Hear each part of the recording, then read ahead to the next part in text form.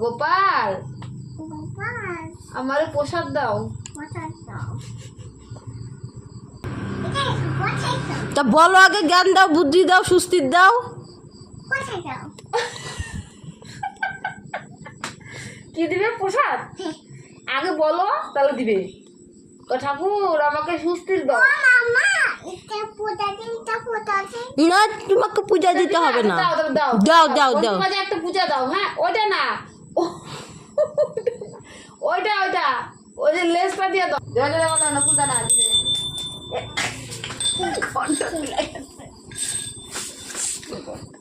জোরে জোরে বলো খাড়া খাড়া। হরি বল। হরে কৃষ্ণ হরে কৃষ্ণ কৃষ্ণ কৃষ্ণ।